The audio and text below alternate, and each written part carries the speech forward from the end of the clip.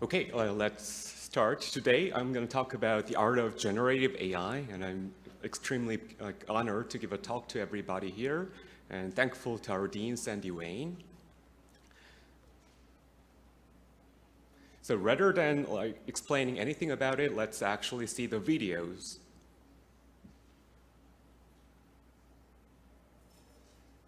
Oh, does not work well.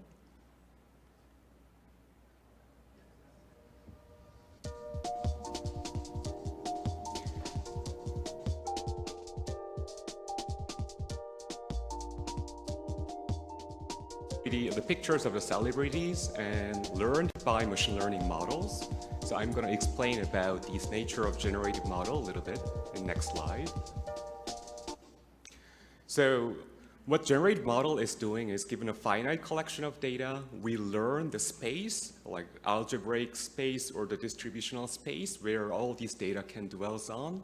Once we learn that as a model, then we can sample some of the new images from there. If we apply this technology to the different modality of data, we can think of, given some molecule, we learn the space of that molecule, especially with respect to some desired property, like a drug property, and then we can generate the new drugs, especially or also including with the reaction path as well. So in this, okay, everything is back. So on the final picture, it's given the protease of the COVID virus. It's actually, we are able to generate some molecules with high docking scores, even with the reaction score. Of course, I have known nothing about the molecules and chemistry, but as a data-driven scientist, I was able to do that. And let me show another interesting video. You are going to see two different video clips. One, the left-hand side is something very similar to the ChatGPT that we build, my team builds. And the demo is currently asking a scientific question, like, can I use linear regression to measure causal treatment effects, which is pretty much scientific question. And it now thinking, and later it tries to answer, you're going to see.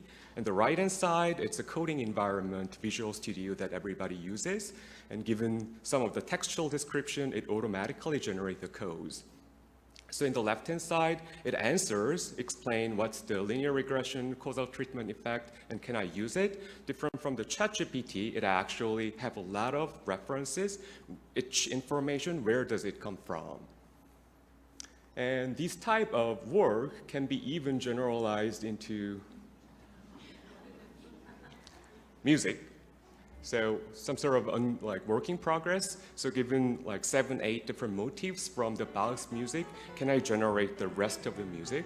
While it sounds so like small volume, it actually plays quite like pleasantful music. Okay, but the technology is not everything. We have to think about the safety risks as well as the opportunity. So as given this picture, the Francisco Pope, like Pope Francisco, he's never going to wear any type of this luxurious padding, but image can generate like this. And I can even ask about myself, who is Professor Moontae, and it talks about like a completely wrong info, indicating me as a database researcher. So in the next turn, I actually let him know that I'm an AI researcher, but the model is so stubborn that it's still defines me as a database system researcher. So even if all these systems looks fascinating, there are a lot of things that we have to care about it. So it's truly the age and the time that we have to collaborate and think about these topics together. Thanks.